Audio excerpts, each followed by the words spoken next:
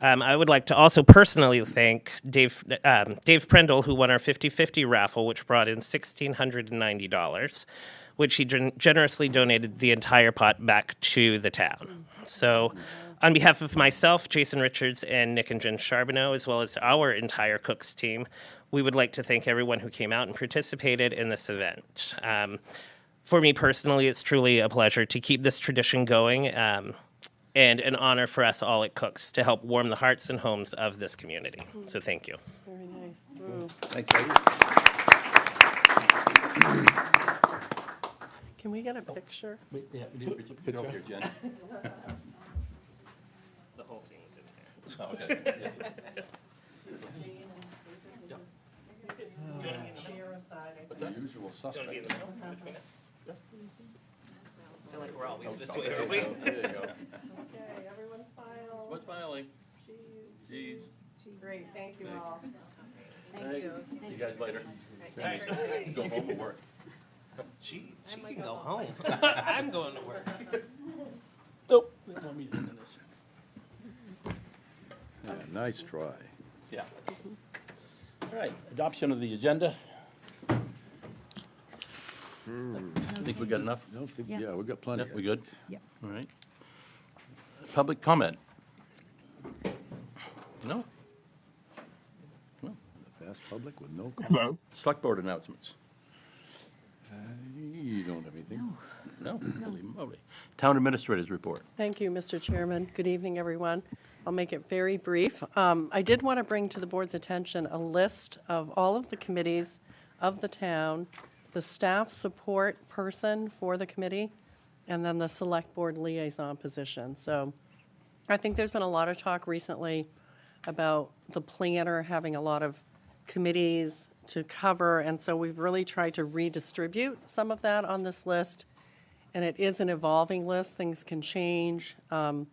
We have a new recreation director starting next week, and the recreation director is going to provide support to the Mitchell Field Committee and to the Town Lands Committee. So again, shifting some of these responsibilities that were previously with the planner or other staff members. And also the Energy and Technology Committee will now have the support of the Code Enforcement Officer rather than the town planner or the contracted planner. So anyway, this is fluid, but this is where we're at the moment, and I just wanted to bring that to your attention. You're missing Harpswell Aging at Home. Harpswell Aging at Home is not a town committee per se. However, I am liaison to them, so I Okay. just don't want to lose Okay, track. okay. And then the other item to bring to the board's attention is we do have a staff member who's retiring, Rhonda Peak. She's been with us for, I think, almost a couple of years now.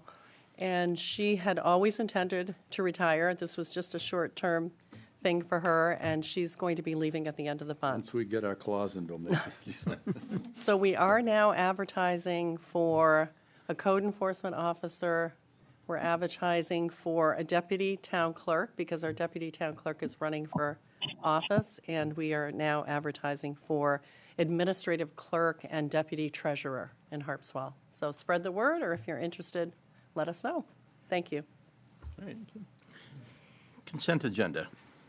The minutes. I move the consent agenda, which is the approval of the minutes and some couple of road names. Let's see, which ones do we choose? We didn't have to pick.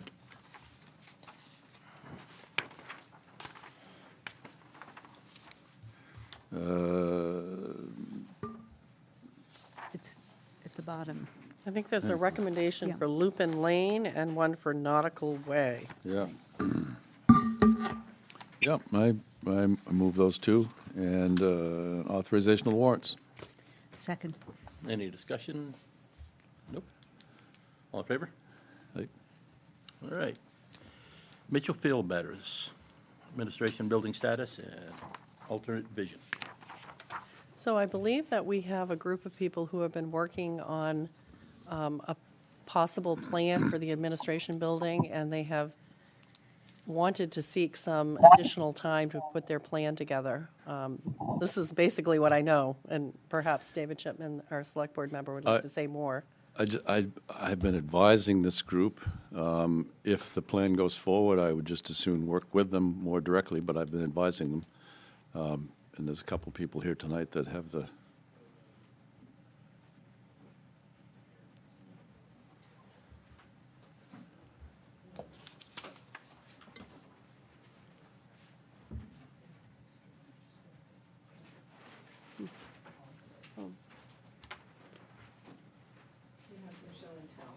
Oh, good.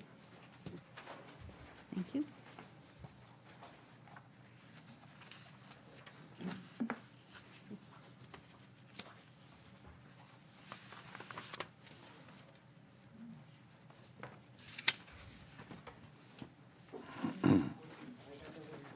Sorry, is this an extra? you were supposed to get one. Oh. Is there another one? I thought there was. Oh, that's okay. I'll make a copy later.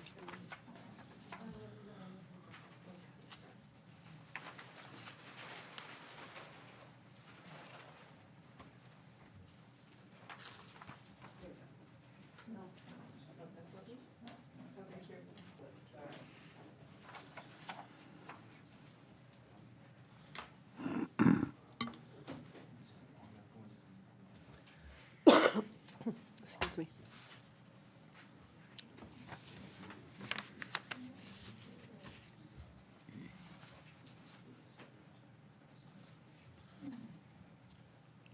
Christy needs it. Oh, I think Christy needs, oh, thank you. Thank you, Lily. Okay, oh, great, yes, I'll take that for her, thank you. okay, It's all yours. thanks. Okay, Dorothy Rosenberg, Basin Point Road. And I have been volunteered by my colleagues to make a presentation for what is at this point an ad hoc group of people who've been meeting for several weeks now and talking longer than that to try to come up with some affordable, simple, usable, useful ideas for the administration building. What we know is that the building is structurally sound and has been certified as being free of toxic materials. There's a little bit of work that needs to be done on the wallboard, but that would have to be removed in any case if the building is going to be remodeled. What we also know is that the location makes it actually uniquely well suited for development into a multi-purpose recreation center, which could offer services for outdoor and water sports, educational activities related to Harpswell history as a fishing and farming community. The limited scope of this proposal does not conflict in any way with other projects that are under consideration or being proposed for Mitchell Field.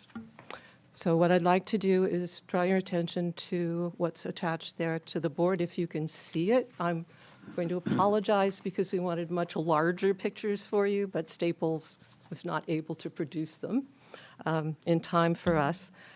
We've got some smaller versions of it, I think in black and white, if you want to take a look at those. And the members of the select board have color pictures, so you can tell people about how lovely they are. Okay, what we're proposing to do is to reconfigure the existing structure, reducing its size, and turn it into essentially 3 functional pieces. One of the things that we do know is that all of the previous discussions about the admin building and about this part of Mitchell Field have agreed on one thing, although disagreed on many others. And the one thing that they agreed on is that we need to have bathrooms. So if you will look to the right-hand side of the drawings, what we're proposing to do is have a separate structure, externally accessible, that would have bathrooms, would also, I think probably to the east side, so it would be out of the wind, outdoor showers for swimmers, and deep sinks for picnickers, so that we'd have water ability there, and we would have bathrooms available for people to use. We think that, particularly in light of the boat launch and dock that are going to be built over the next foreseeable, that there's going to be even more traffic there, there are going to be even more people there, and there's going to be even greater need for sanitary facilities at the waterfront. Secondly, what we're proposing to do is take sort of the furthest north part of the building and turn it into, I think you can see it in the drawing, into a large covered performance space. The reason for doing that would be to use it for cultural activities, educational activities. It could serve as a backup shelter in case of rain or bad weather during a bandstand concert, for rained-out picnickers or for people who wanted to be out in the open but in a covered area as a sunshade or as a rain protection. We're thinking of things that it could be used for would be amateur theater performances, for land trust, educational shoreline and environmental programs that they're doing, but they might have use for being able to do it there on the waterfront, bringing larger numbers of people together instead of just their nature walks, although they could also connect it with nature walks in Mitchell Field.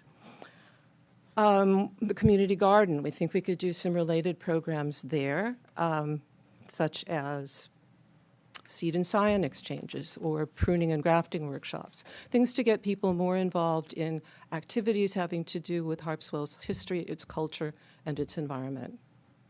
And then we would have a smaller closed reception area. Again, it's on the boards if you can see it, with some panels illustrating the history of Harpswell as a fishing and farming community, a little bit of text explaining developments in the town. They could be changed. They're just sort of these tall panel boards that you can put up, showing something about what it's like here for people who come to Mitchell Field but aren't really familiar with the history of the area. We also think that space would be useful for example, for bicycles or scooters or kayaks, for people to be able to get recreational materials there to use them in the area. And part of the area would have tables and chairs in it so that people would sit, talk, and have meetings or discussions using it as they choose. We'd like to keep this as a space that's simple, open to everyone, and able to make creative use of it by different groups in the town as they choose to. We're also trying to make sure that this is affordable. We're asking practically for three things. Basically, the question of timing, we're asking the Select Board to delay any final decision until the 15th of February. That is primarily to allow us the time to complete and present to you already commissioned full architectural drawings and elevations, as well as the full budget. I can give you a preliminary budget now, which is that the total cost of this project would be somewhere between $1.5 and $2 million. I could also give you a breakdown of that, but it hasn't been, completely scoped out and with line items as to what would cost how much.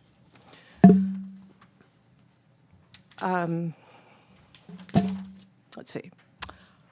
The second thing is the institutional question, which is, who are we? What are we trying to do? I think I've kind of explained what we're trying to do. But if there is an agreement reached by the town to preserve the building, we would then, a formal group would be established to seek nonprofit status, either independently or under an existing nonprofit umbrella working within Harpswell. Financially, we've begun preliminary fundraising for the project. We have a solid pledge for $50,000. We have several other smaller pledges, and we've have identified several potential grant opportunities. Further fundraising, of course, would depend on whether or not we have an object to raise funds for, and that would depend on the decisions made by you as to whether you would like us to proceed with this proposal or whether not. If you have any questions, please ask me. There are a couple of other members here, and they may have something to contribute as well. I don't have a heartache on the extension to the middle of February, personally. I don't know about the other two, but another month is fine by me. I'm sort of still taking it all in. Oh. I mean, even to the point of trying to figure out what's what on here, and where the front of the building is and stuff like that. So, but I appreciate that you've got something, the concept of what you want to do seems to be pretty clear. Yes. And that is excellent to know. And I don't have any trouble with more time. I do, though, want to refer you back to the framework for developing the plan that requests more than what you have offered in terms of organizing yourselves and doing fundraising, and would expect that you would address the business plan part of it, not down to specific detail, but that you would give us on February 15th a response to the full framework. I think we were planning on doing that. It's simply that we really need to have a budget, I mean, a clear cost assessment before we could go into a detailed plan of how we're going to raise X amounts of money in order to proceed with it. No, I'm not talking about the capital expense. I'm talking about the full business plan. And Yes. maybe No, you haven't seen no, it. I have a copy of it, Okay. yes, and we know that that's So, there. would like you to speak to the full business plan to the extent you can by February 15th, so we understand how it's going to be operated, who's going to be responsible for what, any expectations you have from the town, that it's all laid out so that we have a full, complete picture. We have no problem with doing that. Then Thank you. Thank you. whatever our meeting schedule is in February, third week probably.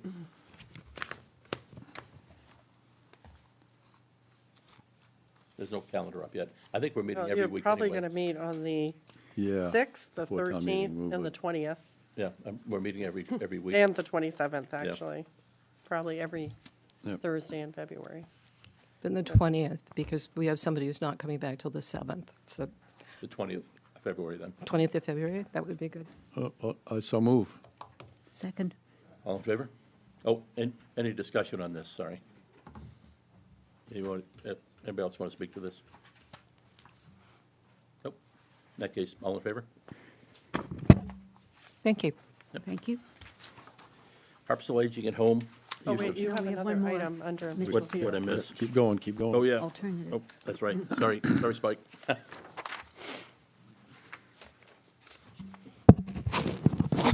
I just want to say, when people come up to the mic, they need to speak into it because it's hard to hear in the back. I don't know if that's some mic issues in the sound booth or what, but it's really, really hard to hear back there. You ever get So- those things in the mail that advertise hearing aids? I knew you'd come up with that, Dave. I'm Spike Heibel. I live on Harpswell Neck. I am speaking on behalf of a group that has formed that we call the Mitchell Field Trust. It's comprised of myself, Dave Zamorowski, and Helen Norton. We came together because we had individual and collective concerns about the way decision-making is going on at Mitchell Field.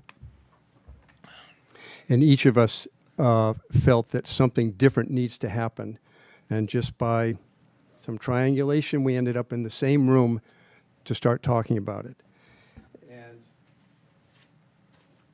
I think the concerns, the collective concerns, is that Mitchell Field has become, I almost want to use the word target, but it's become a catch-all for all kinds of proposals about what to do with the property. And there's nothing wrong with making proposals, but there have been so many of them, and so many have come across the actual desk and been what many people would consider to be a threat to Mitchell Field's open spaces and its ecology, its environment, its views, its general purpose, which has become a passive recreational park, if you will. So Helen and Dave and I came together to explore how to create a different vision for Mitchell Field going forward. We're kind of on this cusp. We have, I forget what you called yourselves. Do you have a name? No, not yet? Okay. Then I call you the admin building group. That's what I've been calling you. And You guys should all talk to each other. I'll get to that in a minute. Don't tell me you can't hear me. We want to hear. Oh, does that do something? I was going to ask you if that mic. Oh. That's why they hired Marianne Naif right there.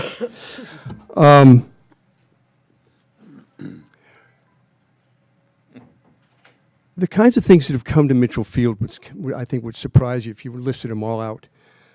We've dealt with solar, the question of solar arrays on the field twice. And I believe that that subject, regardless of the vote, is going to come back to us. Probably. A salmon farm. And maybe people don't remember that there was a salmon farm proposed for the field that would have taken up a huge swath. That was quickly rejected. But nevertheless, you know, we're not the only ones looking at Mitchell Field. We've had a suggestion for a cafe. We've had a suggestion for a library. We've had the question of nonprofit spaces and artisans at the administration building. Bathrooms, dugout bathrooms, real bathrooms, dog station bathrooms. People want facilities to store their boats. Affordable housing remains a threat to Mitchell Field. Soccer fields, baseball fields, basketball and pickleball, pump park for bicycles, all of those things have been forwarded through the Mitchell Field Committee for consideration. Ice skating space. But what we believe is that most people just want Mitchell Field to remain as open space. They want a place for passive recreation. They want to enjoy the waterfront. They want to enjoy the incredible views that it has. They want to go hiking. They want to walk their dogs. They want to hear music, go boating, kayaking, swimming. And I think people would like some amenities to enhance those activities. And certainly through the 2022 survey, bathrooms came up over and over and over again. I mean, it doesn't matter what kind of bathroom it is as long as there's a place to use one. I think we all agree that porta potties are a temporary solution. And yet, as I said, there are some major issues that remain. Solar continues to be talked about in the town, and Mitchell Field is always a place to go to because it's got open space. The housing question. It's still in the draft housing report, and which means it's therefore still in the draft comprehensive plan. And the admin building. The question of the admin building came up during the survey because people said, well, we don't know whether to make it, it's a decision to make a decision about keeping the building or removing the building unless we have more information. So eventually the town spent taxpayers' dollars to have a study done to assess what ostensibly is supposed to be about assessing what the interest in using the building would be. And to be perfectly honest, there wasn't much interest. But that study went off track a little bit and started suggesting things that you could do to the building to make it more interesting and what it would cost and that. And that's where the cost disparities show up between the 1.5 to 2 million and the 2.6 or the 2.9 to 3 something that the report came up with, and which some contractors who looked at the building came up with as part of that report. We don't have to argue about the cost. The cost is going to be steep either way to fix that building up.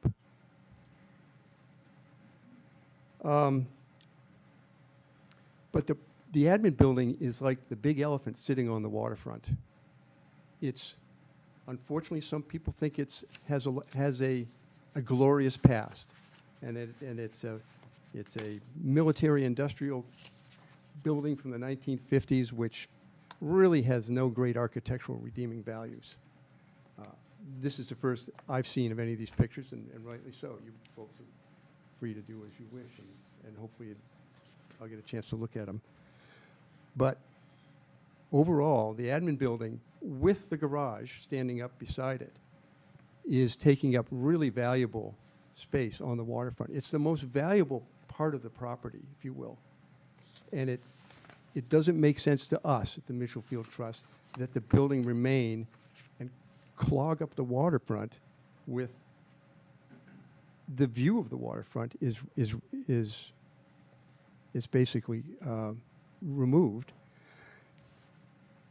And then the aspect of having nonprofit associations there and you know, I don't know what else. It has to be some kind of a nonprofit organization that would be in there, and possible town businesses such as, you know, summer boating program and that kind of stuff. Those things are just going to generate traffic at the waterfront requiring parking. It's going to be very hard to deal with. So then you have the boat launch, which has great support in the town. It's going to be built, I trust. And it will be a significant presence on the waterfront itself. So with the admin building taken away, which is what we believe should happen, and which the Mitchell Field Committee also recommended should happen,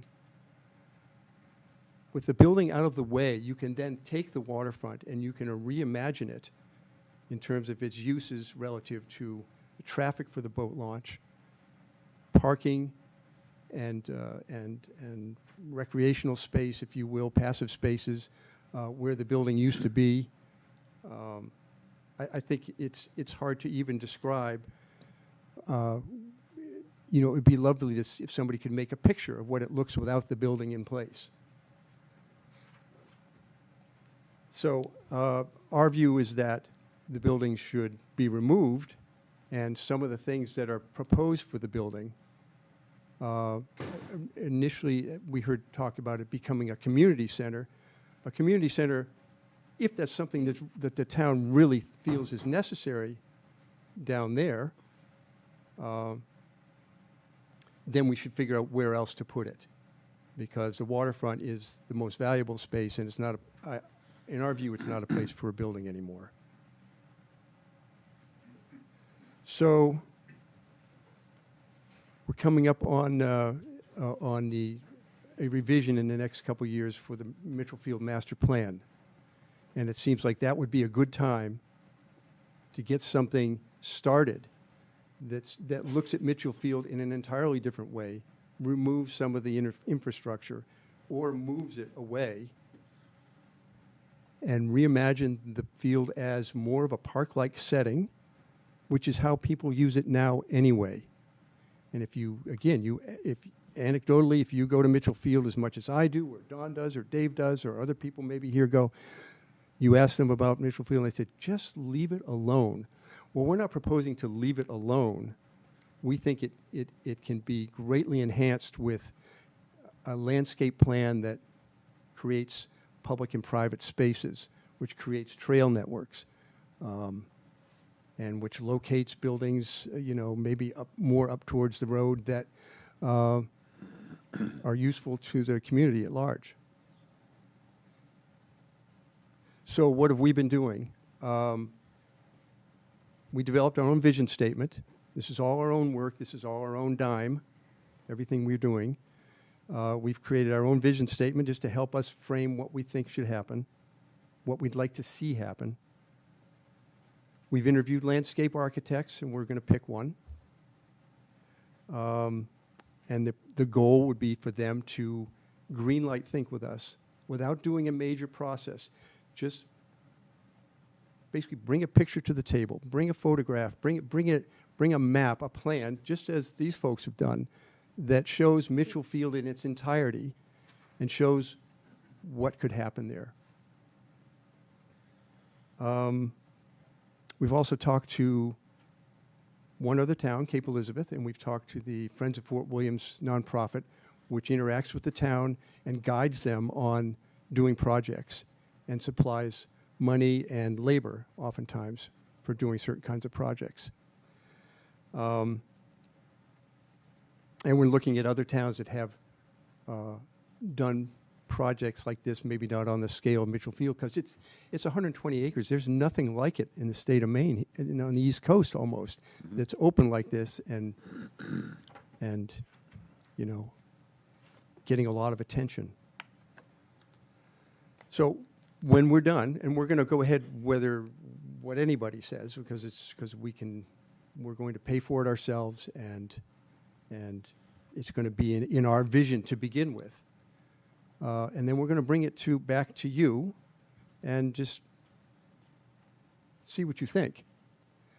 We aren't in the position that the admin building group is in to have to meet certain conditions by February 15th.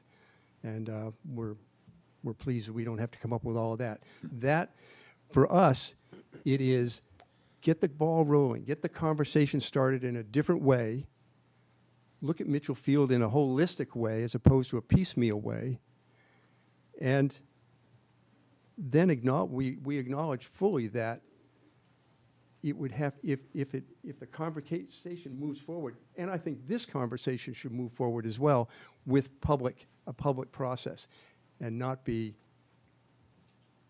you can't make a plan and then without the town being involved, and we recognize that's part of the process. We just want to start the ball rolling, have you look at it, and see if it warrants going forward in that direction. So you have two directions here, and I appreciate what you folks are doing. It just doesn't fit what we think want to do. So I guess that's it. We're just we're on a little bit of a path on our own, but we want the town to know that we're here, and we are serious about what we're talking about. Yep. Thanks. Okay. All righty.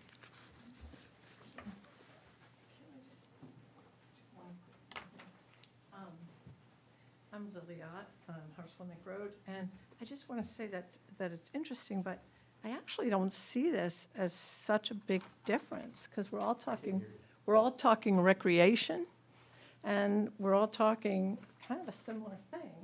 With we all agree that the bathrooms are the necessary thing. This is just part of the building for bathrooms. There's no nonprofit area in this.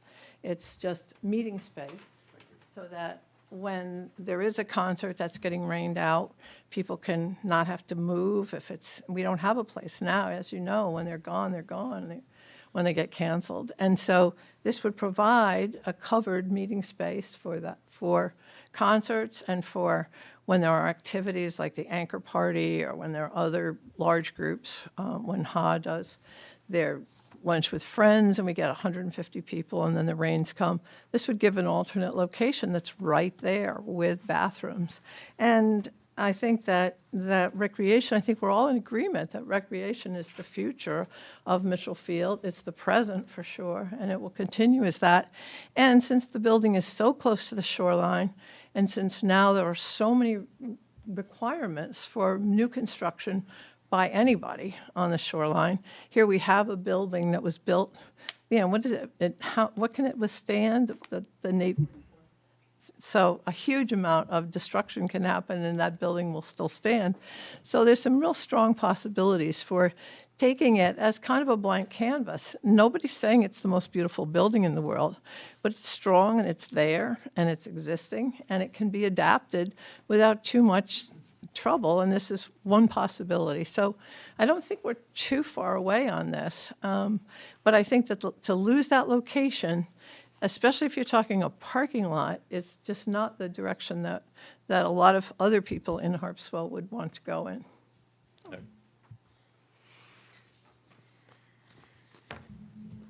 Steve Norman, architect, developer, Orr's Island. I just want to keep affordable housing on the table.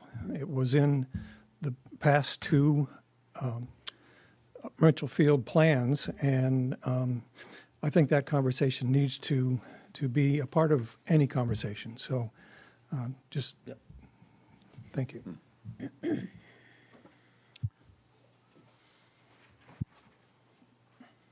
The blank canvas that was referred to earlier is really Mitchell Field in the aggregate. The plans that were originally put together, we were part of that, gave no option for a recreational space. Choices that people were limited to were essentially development-oriented.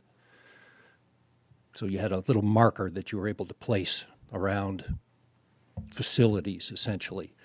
It was well-meaning and it was appropriate for the time. That was probably 15 to 20 years ago. What's never happened with respect to the planning process, and it's not happening with respect to any project that we've seen, and Spike and I have seen probably 20-plus projects come to the field.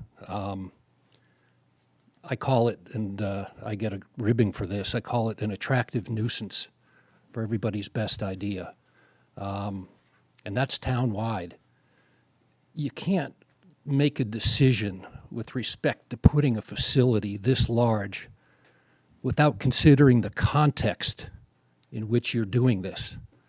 The congestion and the traffic flow that will come from a boat ramp, the parking requirements that will be driven from a building in that location specifically, the fact that that location, if you go down to Mitchell Field, that location comprises the scarcest recreational space in the entire field, space that we limited by over 50% by establishing an industrial space next door, which is water under the dam. But we've got to deal with that now. If you go down there, I go down there daily, and I'm the only person I see daily, and maybe more frequently, is Don Miskell. The congregation of people recreating on that field is concentrated in the picnic area that is directly adjacent to this. To put a building and sustain a parking lot there is to forego the consideration of any other options and the context in which that would happen. It is the proverbial case of the cart being put way in front of the horse. And that's something that we really need to my view, we need to step back at Mitchell Field and take a holistic view of this. It's something in our many discussions with landscape architects, it's not an unusual process. This happens in towns much smaller than Harpswell, much larger than Harpswell. When a significant public space is available, the first thing that happens is not a listing of stuff. It's a consideration of the aggregate attributes of that field and what the potential could look like, which is always related to the geography of that field. Meaning, there are diagrams, there are pictures, drawings that put everything in context as opposed to having a list of 20 projects and trying to find a space for them. And I'm not trying to denigrate any of these projects because these projects, some of them have a place. But let's decide what that place is before we forego a lot of different opportunities to put things where they belong on the field. All right, thanks.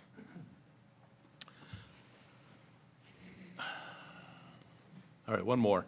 Then, this is ultimately whatever happens is going to be up to the voters at some point, so. I'm sorry I was late and I don't have a good excuse, but just to touch on what I've heard. You got to introduce yourself, Phil. I'm Philip Connor and live in Harpswell. And I've had an interest in Mitchell Field since I've discovered it with the admin building anyway. He talked about this being a center of attention and stuff like that. He made good points to keep the admin building. I thought, at least the way this drawing is that we've put before you, because it gives you the bathroom facilities and other facilities that are close to where everybody seems to congregate at Mitchell Field. And so that the people that are using the beach or the boat ramp and stuff like that, they can use what facilities would be in the reused admin building.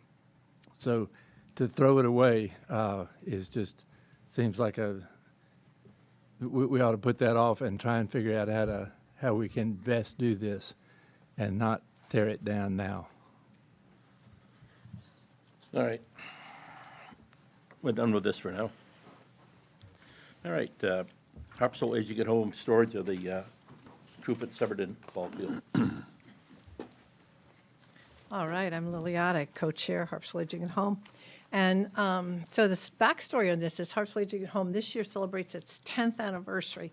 And most of you already know that it started out with just a handful of people, and it's now, we have 400 volunteers, and our volunteers are all through this town. They're in Cundies, they're in the Neck, they're in Bailey and Orrs, Great Island. And what's happened as we've grown, you know, we started out with doing a few meals. Last year in 2024, we did 6,100 meals that went out to people in Harpswell. And with driving, we started out with a few people going to a doctor's appointment. Now, if cumulatively, we drove around the world 3 times from the diameter, the circumference of the world. So as we've grown, we've accumulated stuff, and we have no storage area. So the stuff is in Steve's garage. It's in our garage. It's down, and invariably, as we host events going forward, say we're having an event over in Cundies Harbor, and the name tags are on Ash Point Road, and the tablecloths are on the end of Bailey. And so we've realized for the last couple of years that we really desperately need a storage area. So with some discussion with some folks in the town, we realized that if that snack shack at Trufant Somerton is available, we would love to be able to lease that. And our incredible home repairs group, some of whom are here tonight, have said that they would be willing to do the work. There is some fair amount of work that needs to be done. It needs a new roof. It needs painting, exterior painting. There's a lot of painting. There's some damage on the foundation. But we would be willing to pay for all the materials and to provide the labor to do all that. But because of that, we would like a lease that's longer than, say, a year. We'd like a 3 to 5 year lease, and we would like to have it renewable. So we are just here to ask you if that would be possible. And Christy has said it might have to be a warrant article, right? Yeah, a multi-year lease would have to, the select board would have to be authorized by the town meeting to be able to enter into a lease longer than 1 year. So, You don't want to do it. yeah. We could give you a 1-year lease right now. No? Not 5. Right, but we could grow into that. I mean, Yeah, I will could move say, you in there a little tomorrow. bit of the backstory is the Recreation Department had actually recommended the town consider taking it down. And they're on board with, supporting this request from HA that, they have a use, they're willing to fix it up. They won't necessarily tie it up longer than 5 to 10 years. I don't know, maybe 5 years is the cap. So the town would be able to use that again in the future, depending upon the needs at Trufant Somerton. So what Kevin's saying is tonight, we could have you in there tomorrow. We could give you a year's lease. And then town meeting approval, we could give you Whatever you want. give you more, 5, 10, 100. Maybe not. I'm glad it's still Maybe not. standing. My friend Ken and I built it 30 years ago. No. It's sort of a marvel. I mean, you would only have to wait until, if, are we, I guess the question is, I mean, have other people interested? No. No, I hate no. to have these guys, that's going to take them a long time to Right. do. no.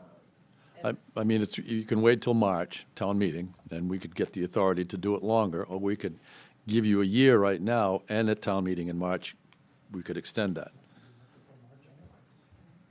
Yeah. I would say that would be great. You okay with that? You think home repairs okay with that? Do we have a choice? Wait, tonight? Okay. Well, we haven't actually written a lease yet. But Next, but another But meeting. I'll get you on the ball here. I move that we lease to them, starting as soon as you can get the lease agreement written up. Well, I think we'll probably have to come back to the board because you're going to have to consider, We have to is there approve going the to lease. be? Well, when are we yeah, meeting again? Next week? Next week. 2 weeks. We're going to talk about meeting next week.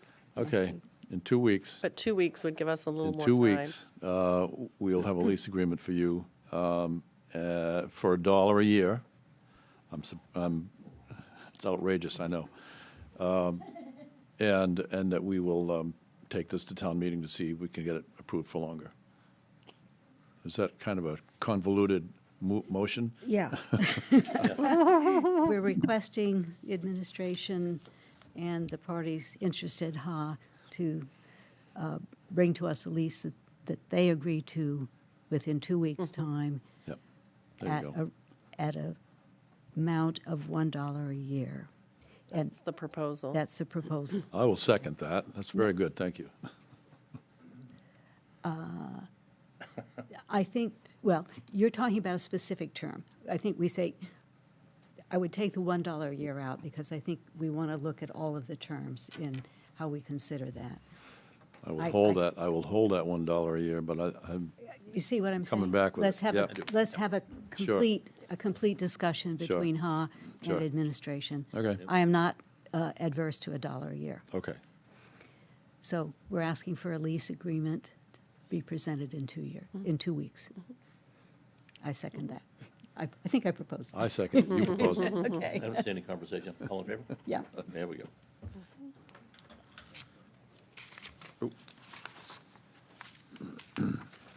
Next up, Central Emergency Services Building. Harvey, I believe you're up finally, if you're awake.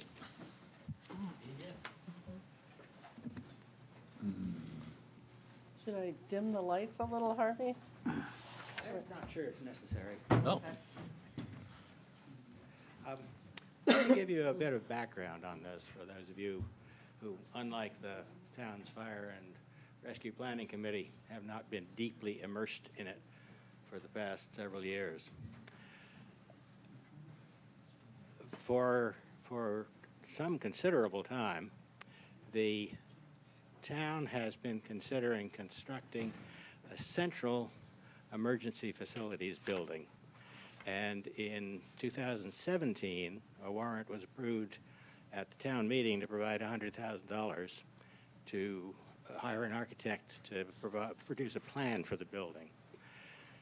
The pandemic slowed things down, but progress resumed about a year ago.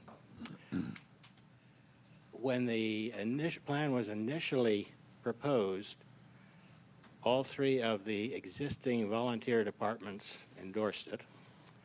And last spring, they renewed that endorsement. On the basis of that, the select board selected Port City Architecture to produce a plan for this.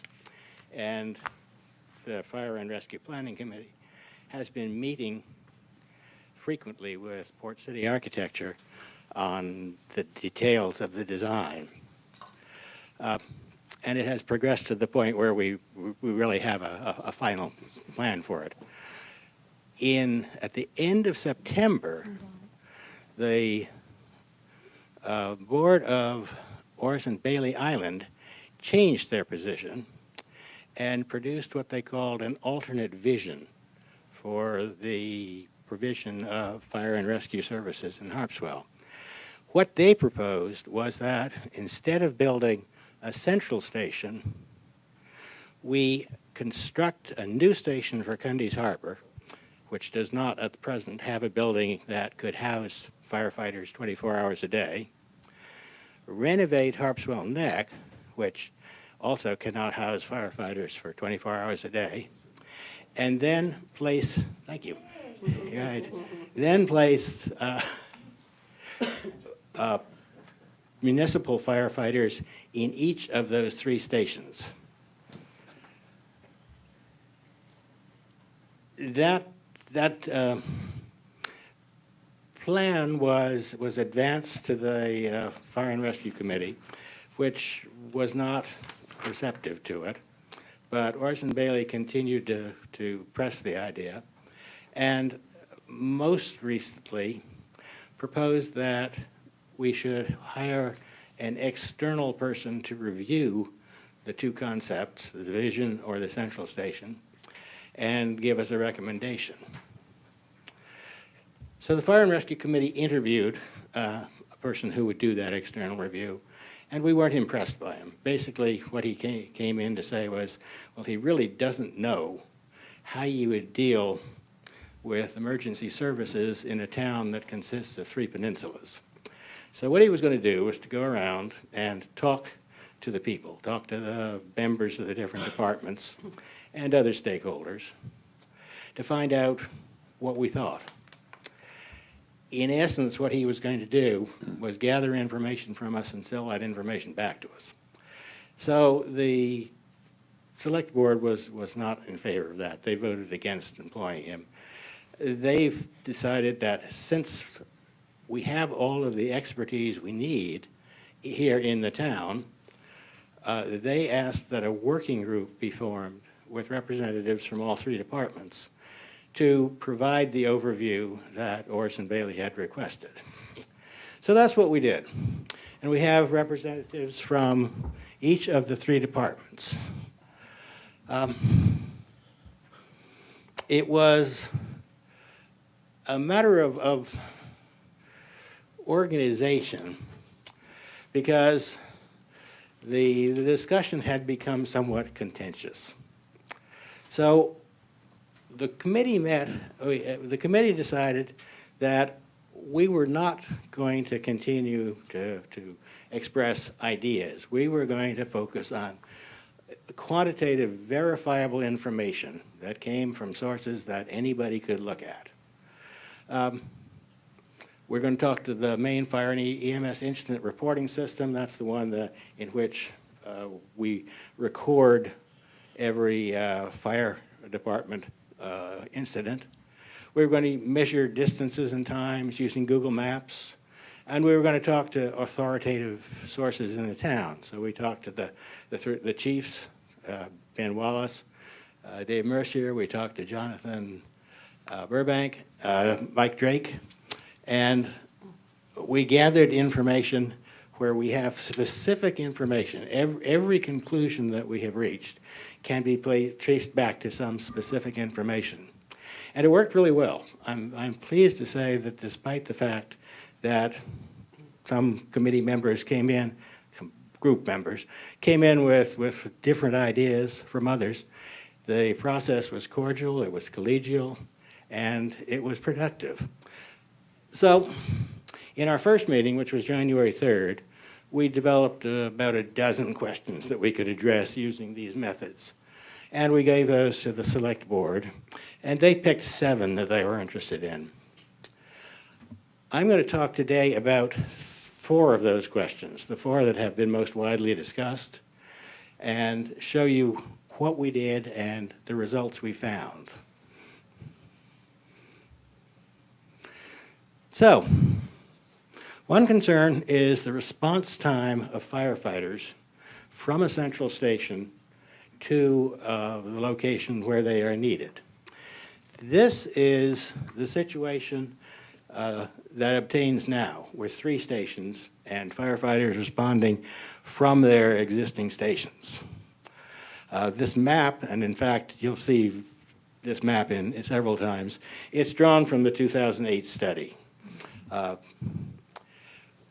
The response times, as you can see, to the northern parts of town is in general greater than 9 minutes. All these areas in red are 9 minutes.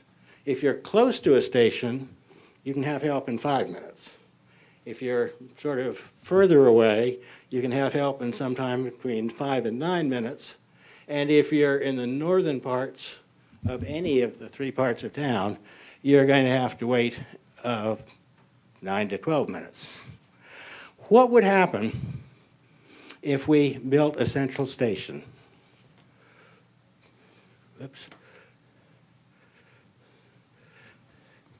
Situation would improve drastically.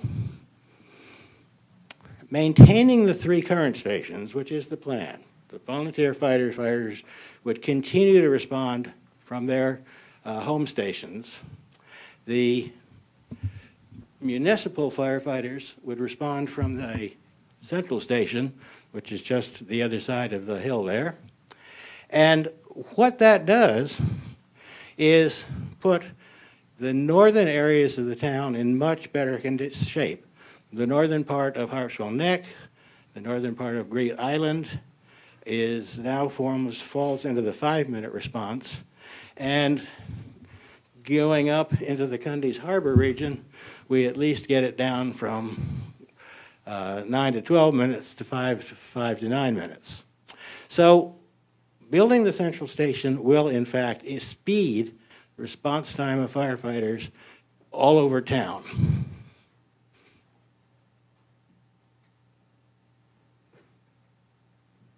Another question that has been raised is distance from a fire station. 5 miles is sort of a magical distance for insurance companies. They like you to be within 5 miles of a fire station. It's not entirely simple, but if you're, it's not as simple as saying that if you're 5.1 miles away, you pay twice as much.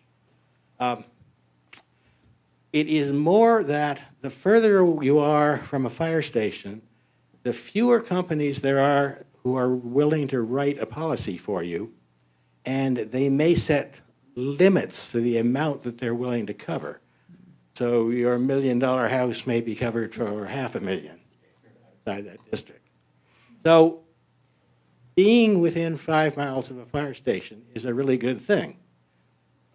This is the current situation, and it's the situation that would obtain if we took the 3 stations option. If we build a central station,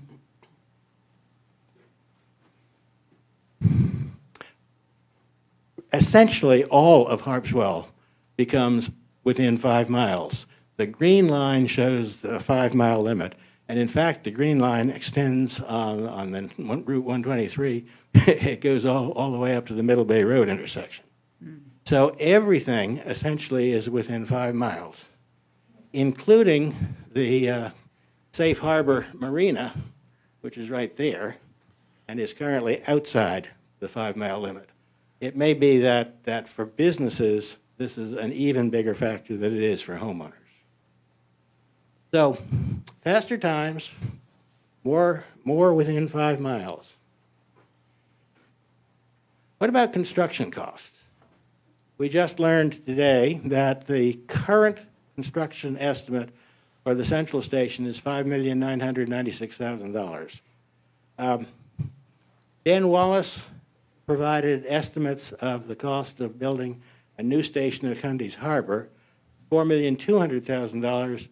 He told me just before we started that this was before he saw the increased estimates of square foot cost that Port City talked about today for the central station. So $4,200,000 is he thinks is low. Dave Mercier gave me the figures for renovating the Harpswell Neck station. Those are based partly on what we could not afford to do several years ago when we renovated part of the station, and also what it would cost to add the features that are required to have people there 24 hours a day. So the costs of construction of a central station or renovating Harpswell Neck and building a new station for Cundies Harbor are essentially the same, not big difference. You build these stations, you got to have people in them. Not going to do any good if you don't have firefighters there. So what about that? That is harder to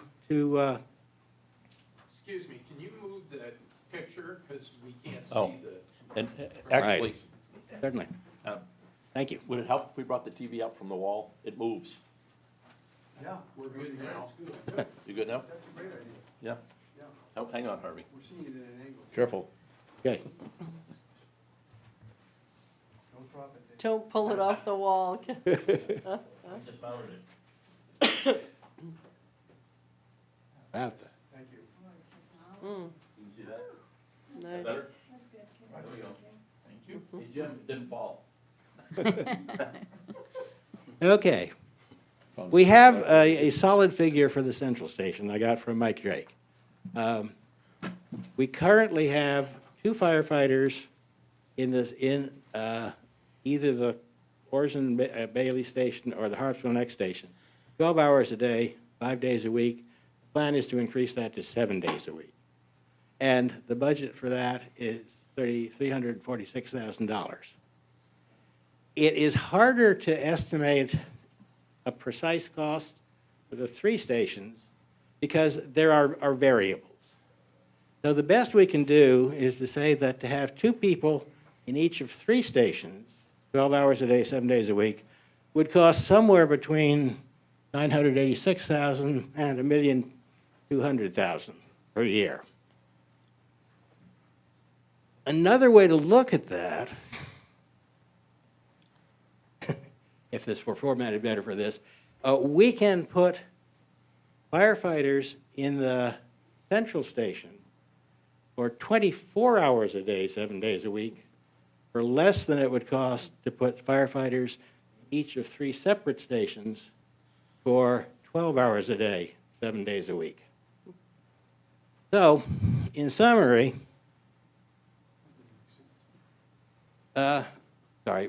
one other thing I meant to mention. Mike Drake has expressed concerns with the 3-station plan. He says that it would take 20 firefighters to cover those 3 stations. Recruitment and retention would be a real problem. At the moment, he tells me there are 11 fire departments in this area who are advertising for firefighters. Brunswick was down 10, and they made a big push, and they finally managed to get their 10. In fact, on Monday, I got a request from Scarborough, and today I received a request from SACO to join their departments. I am not going to accept them, but it was flattering. I'm having too much fun here. And because this is a seller's market, firefighters are expensive. Depending on the level, they cost the hourly rate is from $25 to $34 an hour. Mike points out that's more than he's making as the fire administrator. Cost of a firefighter's turnout gear is an issue.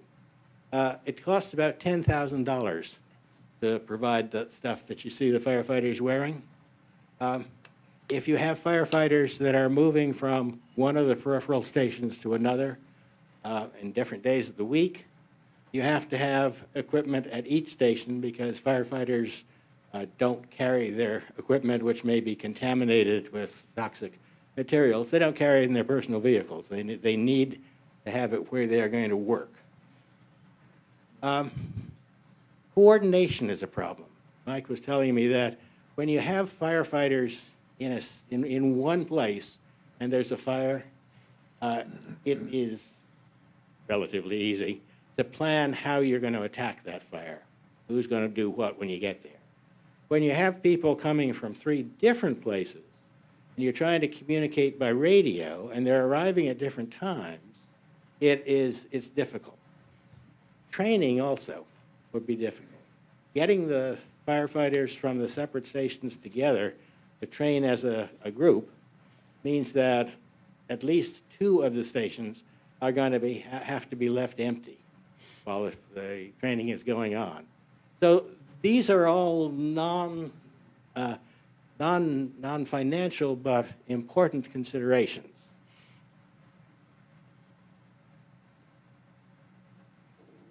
So a central station is going to reduce the time it takes firefighters to get to your house when you have a fire.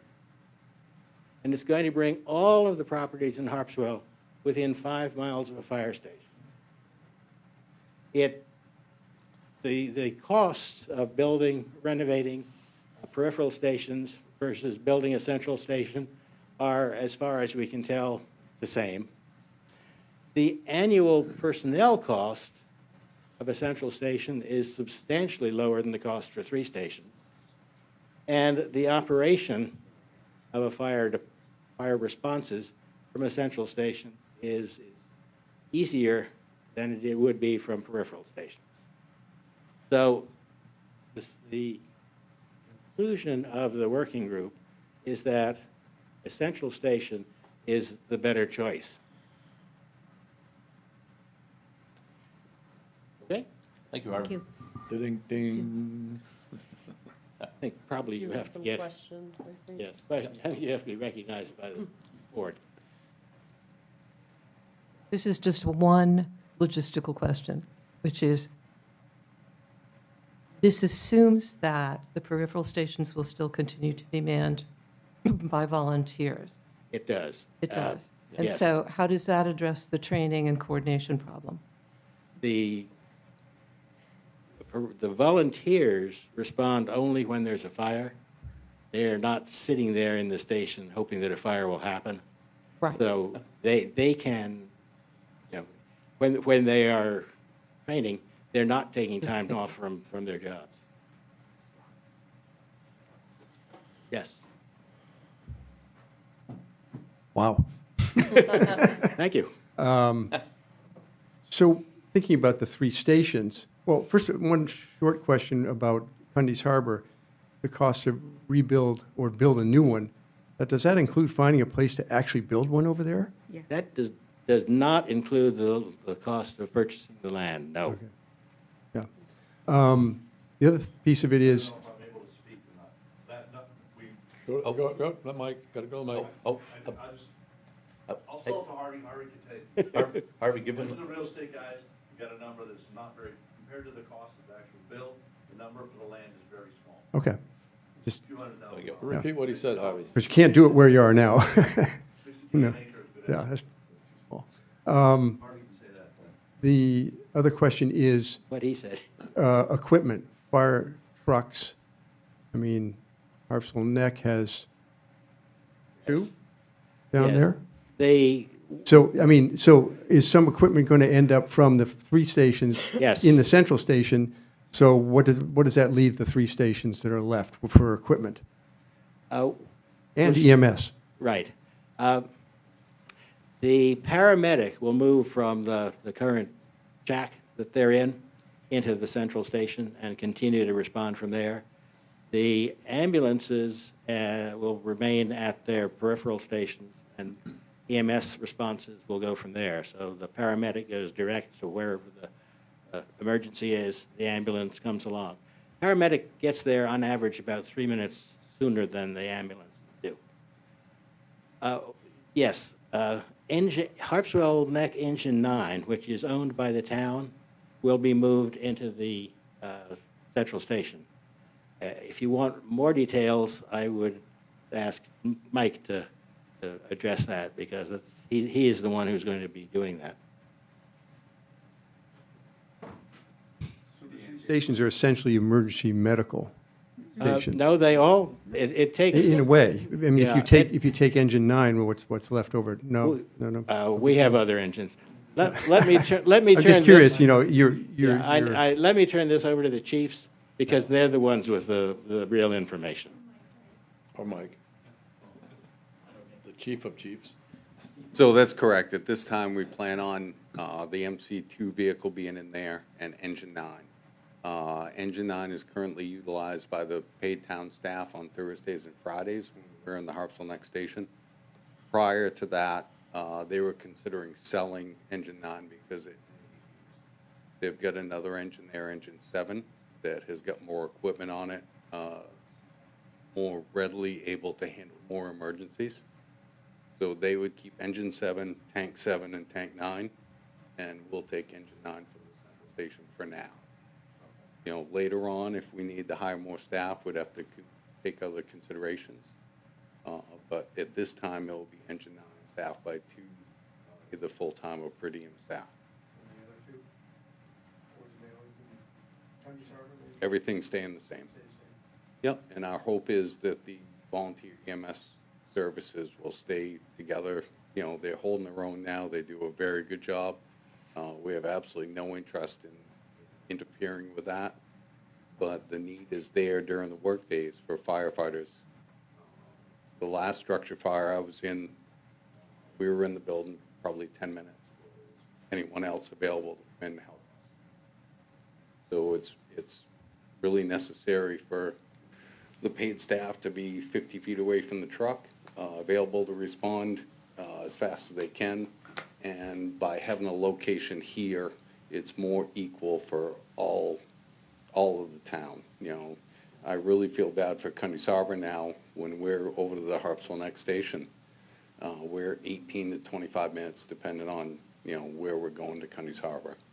So if we was to get a central station up here, put the paid staff in, but we still absolutely need the volunteers. We need this 3 other stations to stay intact the way they are. Even a simple car accident, you know, the paid staff, we still need the volunteers to help us. Any fire incident, you know, a carbon monoxide emergency, we need that staff to help us out. We're there as a first response. We can get there quick, try to assess our needs, and then work with the volunteers as they show up.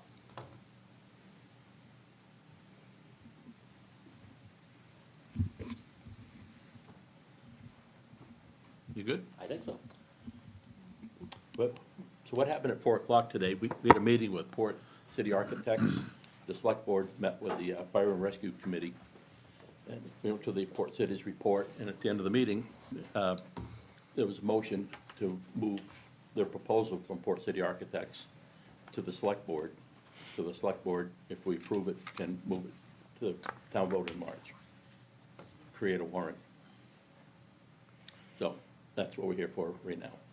Yeah, I think you should talk about setting up a public hearing, most likely in Yes. February. Yeah.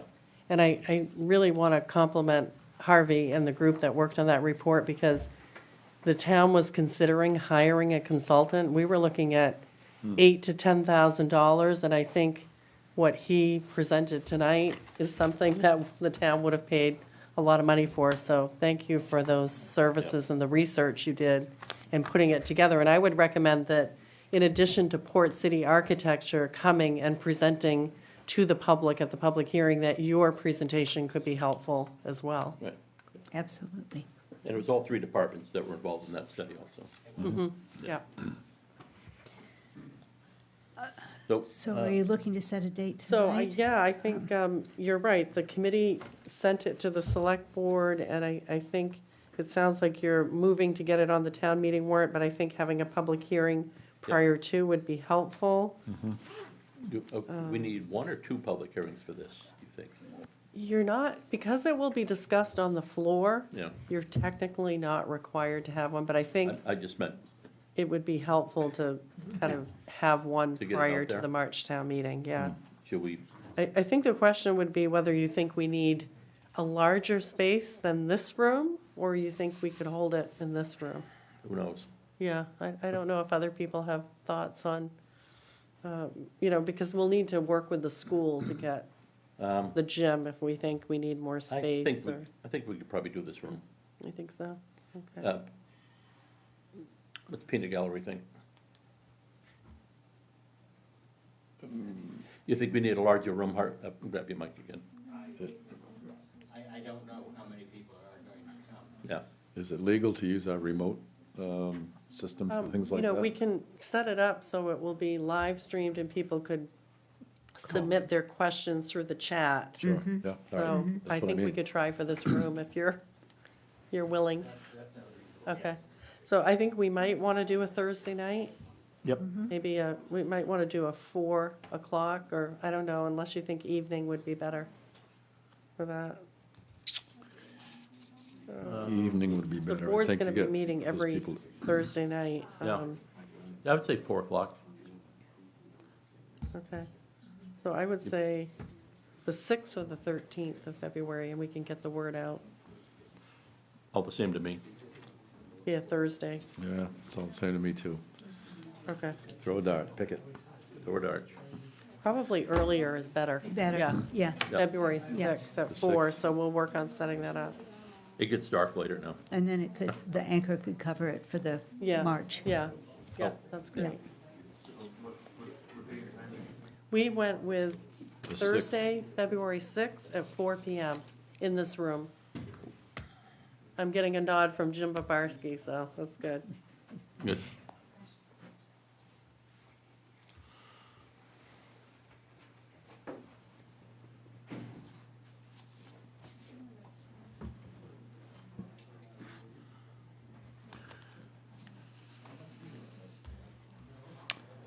I don't think you're going to make Jeopardy. And I think the other question for the board, I'm assuming it's a yes, is to have the staff begin to investigate possible grant opportunities. Oh, yes, absolutely. Okay, Very much so, Oh, yeah. yes.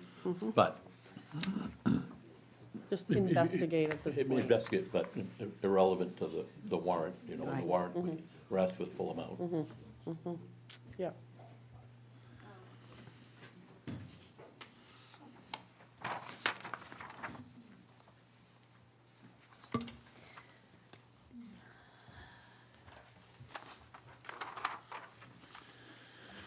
Oh, boy.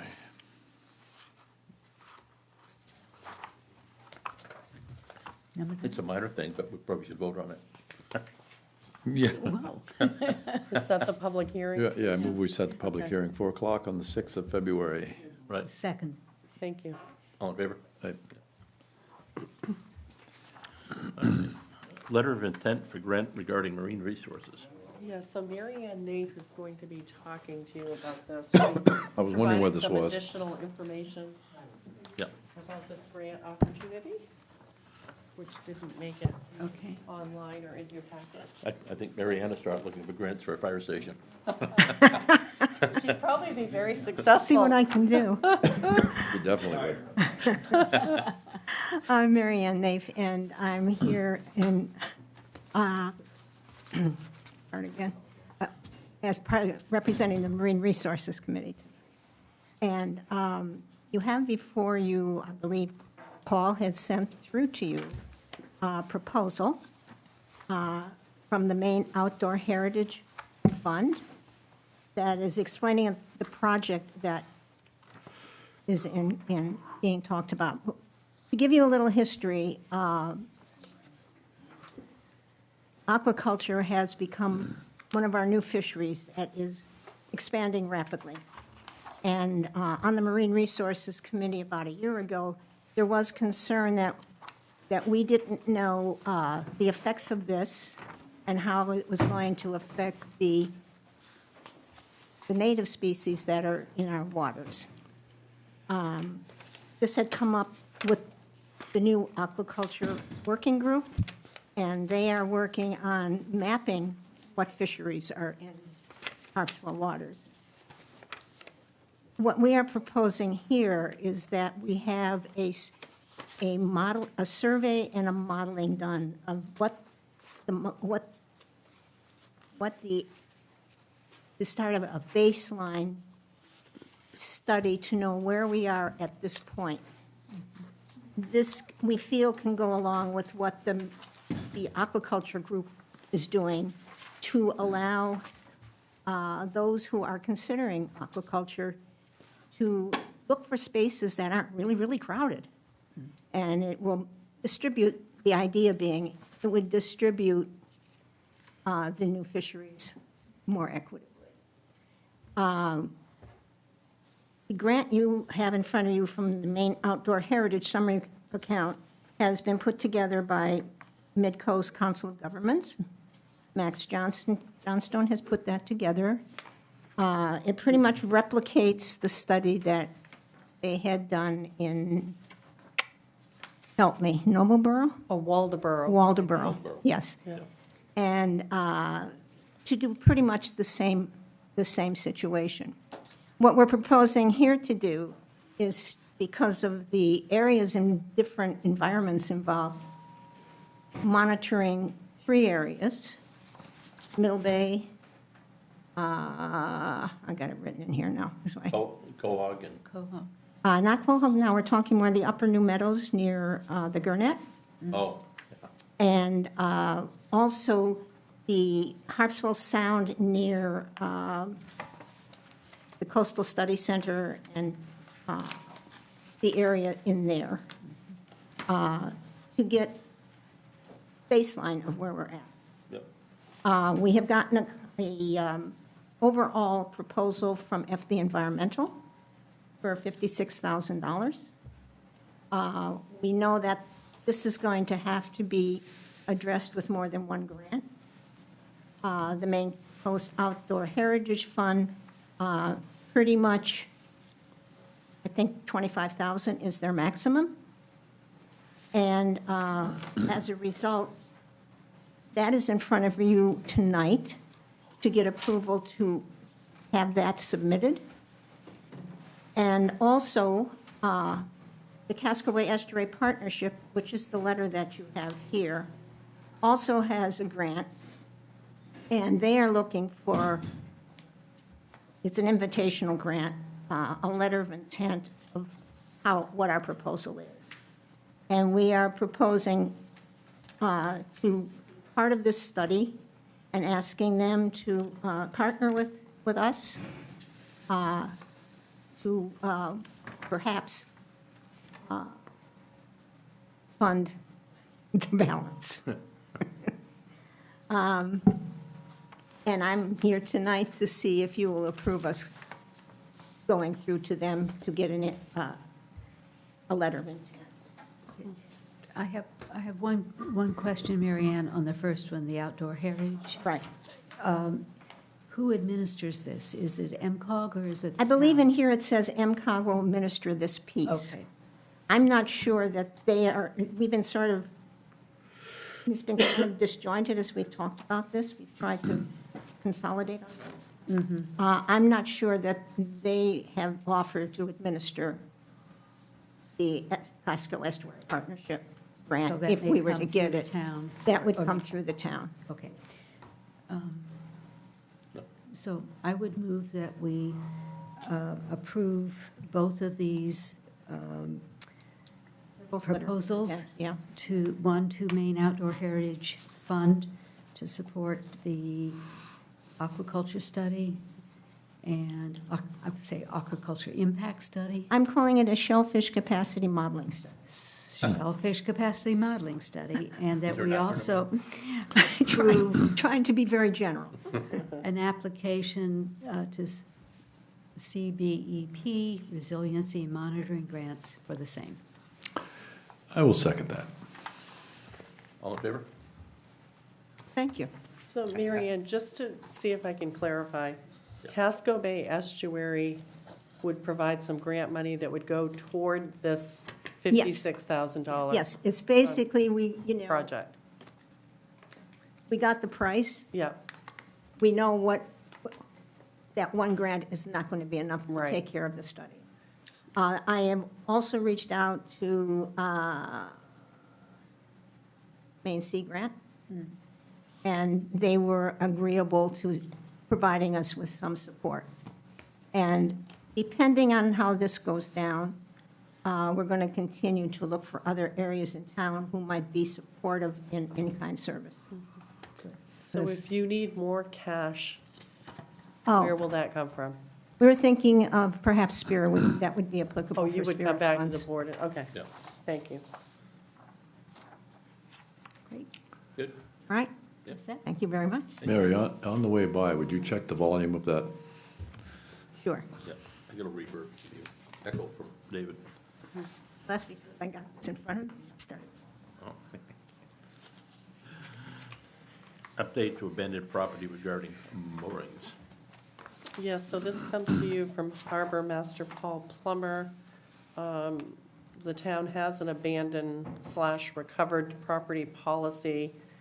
We also have some language in our harbor and waterfront ordinance about removal of abandoned moorings, but he really wanted to kind of clarify and put that in our abandoned property policy, just to have So- one other location to ensure that. So moorings aren't equipment, they're, They're their own kind of thing, I guess. okay, well, that's fine. I think just clarity. Yep, I so move. It's just not much of a change, just adding a couple things in there. Yep, I move we do that. Second. All in favor? Right. Boy, we're really loud now, you guys.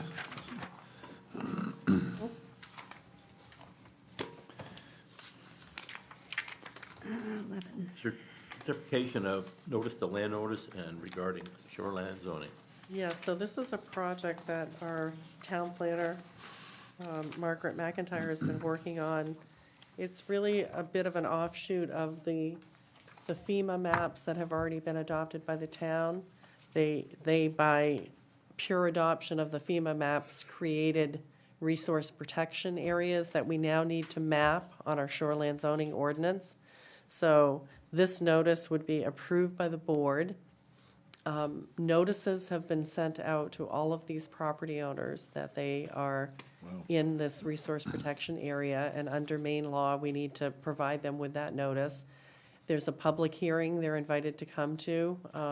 They can ask questions in advance of that public hearing, but it's part of the process of amending the town's shoreland zoning maps to make them kind of meld with Right. the FEMA maps that have already been approved. And the planner's been working with the town's planning board on this project as well. Yep. And apparently they're staying with DOP's recommendations. Yes, they are. I think it's essentially, if there's already a structure in the resource protection area, within 500 feet of that structure is kind of, I guess, outside or protected already. They're not going to consider that as being in the resource protection zone. Right. Within 500 feet of what's considered an already developed part of the resource protection zone. So they didn't want to make a lot of these structures non-conforming, and they've given them kind of this 500-foot buffer Yep. or diameter around them. And that's DEP's recommendation. Yes, not- yeah, Yeah, yeah. So we're in sync with DEP on that. excellent. Do you have a date for this? There is a date, and I don't have it in front of me, but I know it's on the notice that it's been sent out. I believe it's the 29th. January 29th Yeah. at Do 6:30 you see it? PM, Oh, Harpswell it's in your Community School. book. Okay. Yeah. Could you repeat that again, the It's 29th? January 29th. Yep. 6:30 PM at the Harpswell Community School. Harpswell Community School, okay. The one that we're signing says town office. Is that right? We're going to change that. Okay.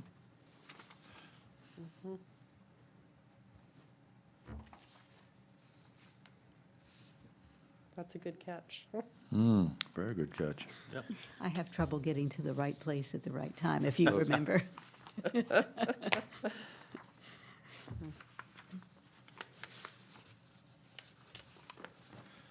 Okay, I so move. Second. All in favor? Good. And we'll correct that. I don't know if any of you are able to stop by tomorrow, or I don't know how soon we need this signed, but Yeah. Sure, is I'll that be around, possible? I'm sure. Okay. we can do it. I live out back. This is your second home. That was my qualifications for running. All right. Do we vote on that? Yes. Right. Did we I vote? think so, yeah. Well, just in case. No, yeah. It's a long meeting. All right, proposed bill to facilitate the reconstruction of storm damaged Yeah, commercial so fishery this is a activities. continuation of trying to help some of our commercial fishermen who had structures on wharfs damaged as a result of the January storms. And they're really running into a lot of, bureaucratic red tape to get some of these Yeah. structures rebuilt. They're more than 200 square feet. The way Maine law is currently written, they need to meet standards for a variance under Maine law. And there's one standard called the reasonable return standard that's practically impossible for anyone to meet. So Margaret, again, McIntyre, our town planner, and myself, we've been talking with the town's attorney. It's kind of a follow-up to a meeting we held in Harpswell with members of FEMA and from the state floodplain management office. And essentially what we heard was, You can try to change FEMA policy, but it's going to take a long time, and there's an uncertainty to that whole process.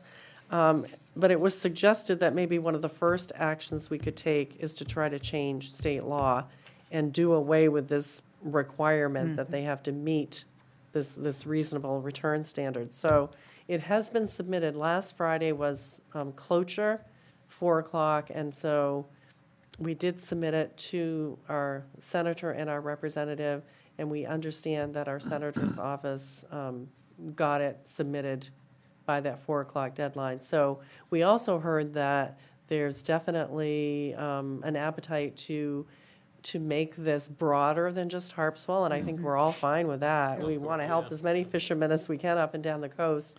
But it was advised that we start out with this narrowly crafted bill, and then, of course, the legislature can decide to amend it, modify it. But there's a lot of appetite to do that and to not even tie it to the January storms, which is what we did. Maybe it can be broader and it can help, fishermen down the line. I think what we're trying to do is really just grandfather those existing structures and not make these people have to get this very difficult variance under Maine law. Yeah, I'm just trying to understand this, because under 30-A, Title 30A, 4353, Section 4A, it says the land in question cannot yield a reasonable return unless a variance is granted. So the Maine it's tough. courts have said, There's the rub. basically, if you can use your property, that's a reasonable return. You don't have to be able to build a certain size structure. More than 200 square feet. Right. So we're saying, these structures existed. They should be able to replace a structure that they had and they need to use for commercial fishing purposes. So saying that does not apply. Right, For provisions in the shoreline zoning ordinance, yeah. we'll fix it.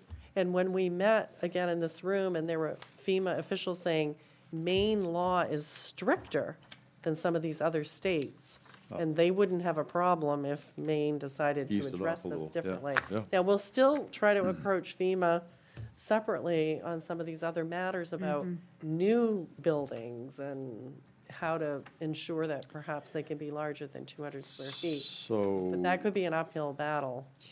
And a long And uphill could take a battle. long time. Yep. So we have to approve this after So I the think we fact? would ask that you sort of approve it retroactively, Yeah. but understand that this thing is going to go through a lot of Yeah, modifications, and I have already reached out to Monique Coombs at Maine Coast Fishermen's Association and asked for their support along the way, and they're definitely interested. And we did just get contacted by the Maine Lobstermen's Association today, and I'll be reaching out to them. They are offering the town of Harpswell an honorary municipal membership. They're going to start municipal memberships, and because of our contribution, our Wow. previous Oh, there we go. contribution, they're offering us a one-year kind of special municipal membership, so. I'd like to hear what we're doing here, Yeah, I'll let them know what we're doing here, and, I think there's a lot of support for this, and, Oh, God, yeah. Oh, we just want to help our fishermen get these structures rebuilt and within a reasonable time frame. well, a lot of it's not even rebuilt, it's raising them up a Yeah. little bit. Yeah. And Yeah. well, I move we approve this retroactively. I second.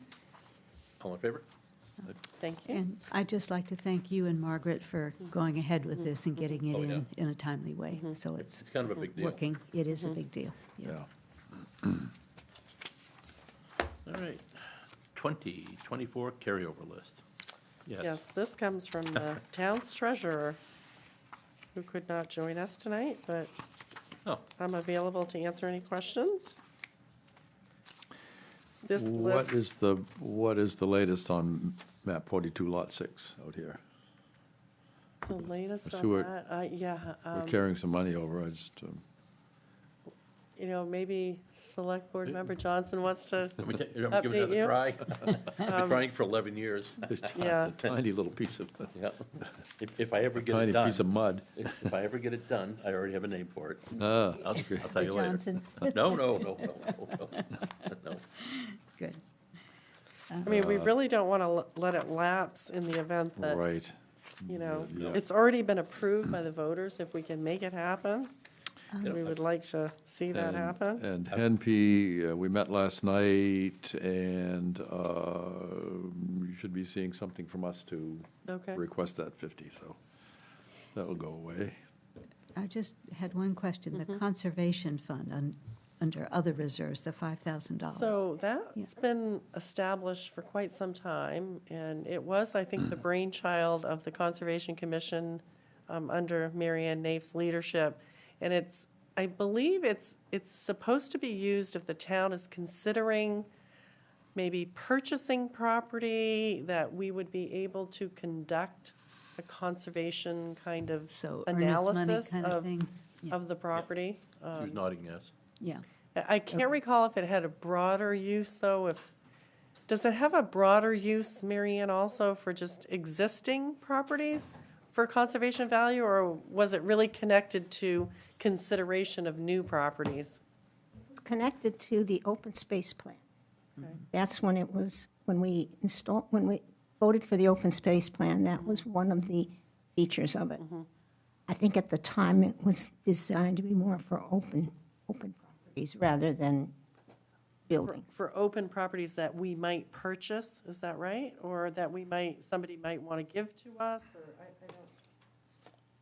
Yes. I'd have to go back and read it completely. Okay. But knowing the intent was to have the ability, either for conservation purposes or to have more open space go towards a purchase.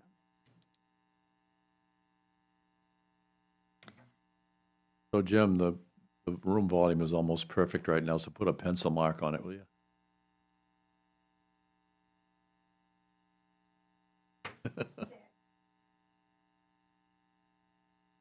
There, Oh, yeah. yeah, like big sponges. Yes, to approve that list. Go ahead. Move that we carry over from 20. And I'll second that. Favor?